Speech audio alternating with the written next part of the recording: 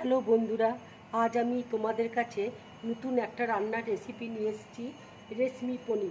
রেশমি পনির করতে আমার কি লাগছে তোমাদেরকে দেখিয়ে দিচ্ছি। দেখো, এখানে আমি পনিরটাকে এইভাবে কেটে নিয়েছি, ঠিক এইভাবে তোমরা কাটবে।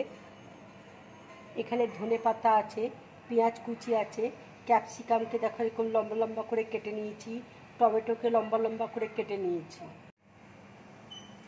এখানে দেখো খোয়া রয়েছে, লঙ্কা গুঁড়ো রয়েছে, এখানে ধনে গুঁড়ো আছে, হলুদ আছে, গোটা জিরে আছে, নুন আছে। এখানে আদা রসুন বাটা আছে, ফ্রেশ ক্রিম রয়েছে, আর টমেটোকে আমি মিক্সিতে বেটে নিয়েছি। এখানে গরম মশলা রয়েছে। কড়াইয়ে তেল দিয়েছি, এবার আমি মাখন দিয়ে দিচ্ছি। মাখনটা দেখো মেল্ট হয়ে গেছে। এবার আমি গোটা জিরে ফোড়ন দিয়ে দিচ্ছি। এবার আমি পেঁয়াজটা দিয়ে দিচ্ছি। পেঁয়াজটা দেখো ভাজা হয়ে এসছে। এবার আমি টমেটোটা দিয়ে দিচ্ছি। এবার আমি ক্যাপসিকাম দিয়ে দিচ্ছি। এবার দেখো আমি আন্দাজ মতো নুন দিয়ে দিচ্ছি।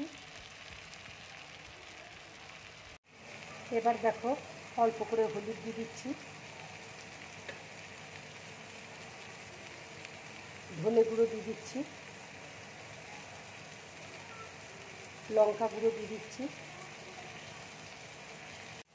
আদা রসুনের পেস্ট দিয়ে দিচ্ছি,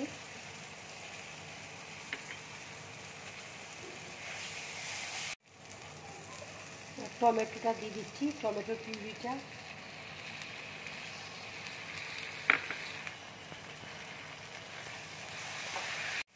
অল্প করে খোয়া দিয়ে দিচ্ছি। এবার দেখো আমি অল্প করে জল দিয়ে দিচ্ছি।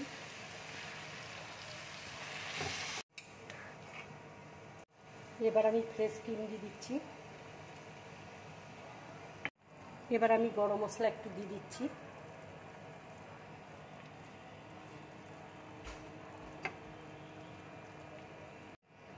এবার দেখো পনিরগুলো আমি দিয়ে দিচ্ছি। বন্ধুরা, তোমরা এইরকম রেশমি পনির বানিয়ে খাবে, খুব ভালো লাগবে খেতে। লুচি, পরোটা কিংবা গরম ভাতের সাথে খাবে, খুবই ভালো লাগবে খেতে।